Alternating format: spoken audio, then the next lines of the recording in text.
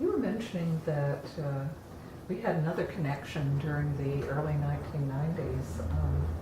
I was on the board of the Arkansas Humanities Council and chaired it back then.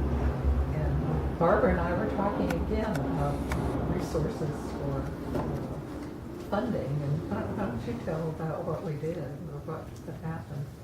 Well, it was really terrific that we got funded from the Humanities Council, I think, for nearly 10 years.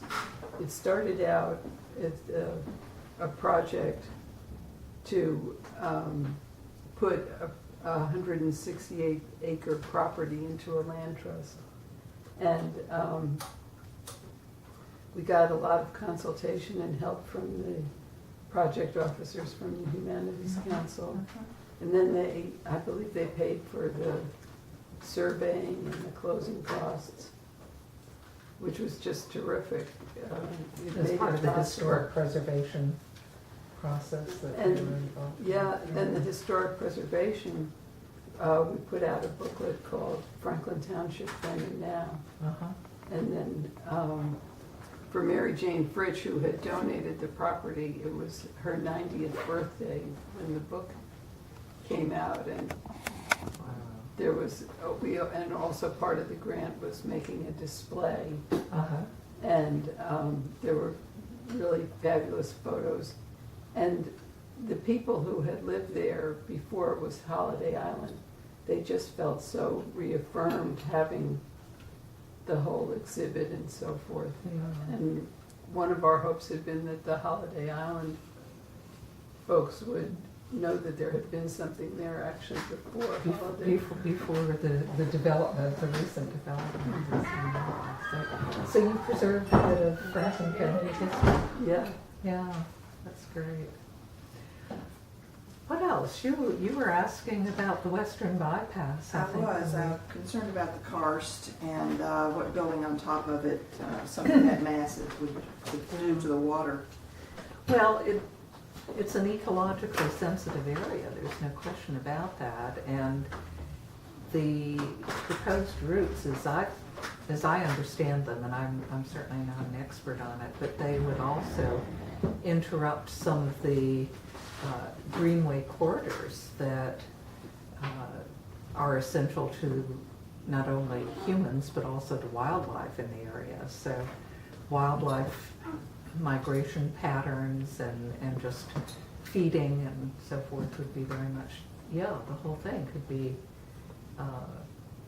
blown apart. I mean, it's dangerous enough. I came home from the airport one evening last week at twilight, and a deer crossed the road as I was coming up to Cave Springs, and someone fortunately in the car saw it and said, "Watch out," and I put on my brakes. What I forgot is that if you see one deer, there's going to be another, and I missed the second one by that much. So, that would definitely be cut off by anything the size of a bypass. What I'm talking about is a two-lane road that deer cross, but there would be major interruptions of corridors, but there are also a number of endangered species that make their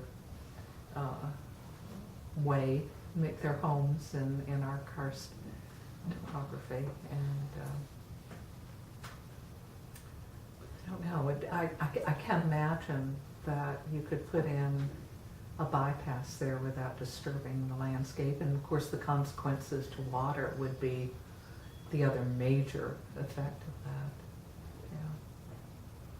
I don't think that people really get it at how fragile the karst is, that it can just crack, and the water easily wears the way through channels, and it's not like there's dirt there. It dissolves the minerals in the lime and moves them around and finds new ways when it's blocked, and everything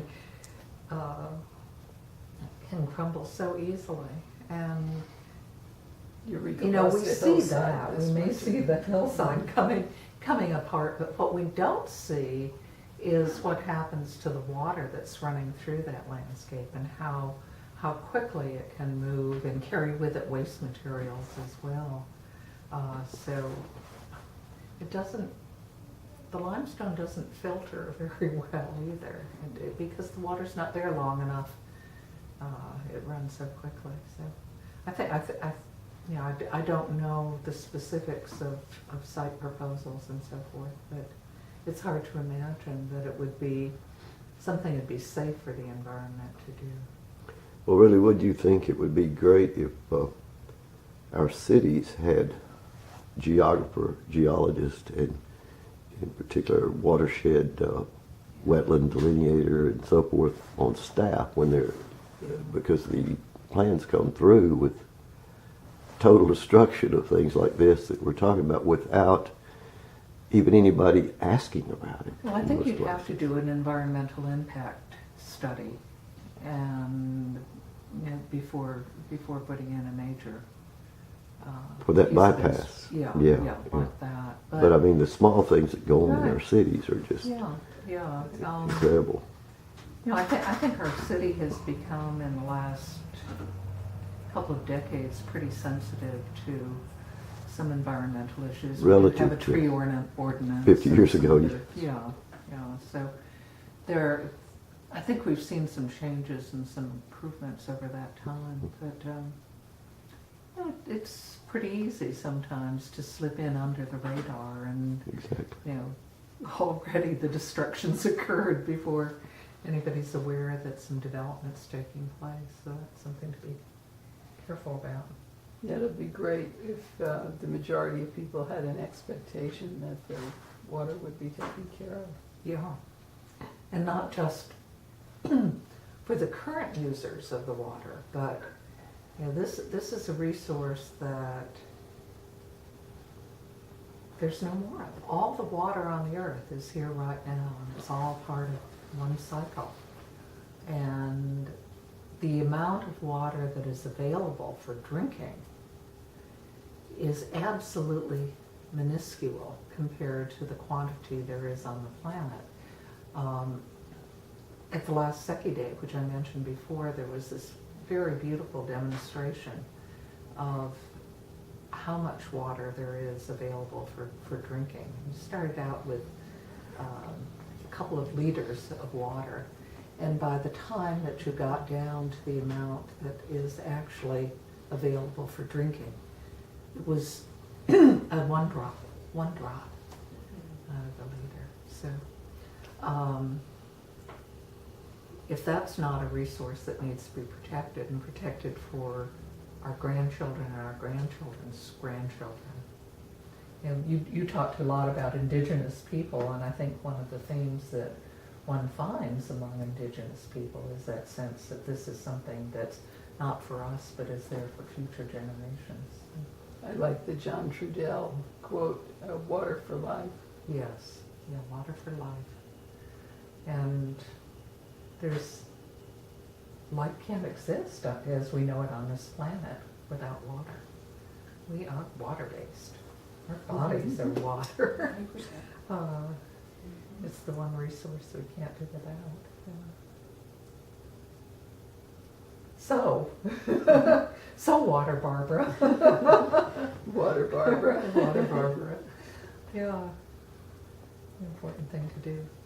I don't know that we've got anything The water much crystals. further. Is that? Well, I could say that Mitsuru Emoto has done this work with the frozen water crystals, and has set up or initiated people thanking the water, and saying, "Water, I love you. Water, we thank you." And the thing that's pretty interesting is that when you look at the frozen water crystals, the ones that were labeled love are nice, beautiful, 8-sided, glowing crystals. Sure, And the- 6-sided. Or 6-sided, 6-sided. And the ones that say hate are sort of slimy, yellow looking. It's pretty remarkable to see those photos, really graphic, that what we think makes a difference.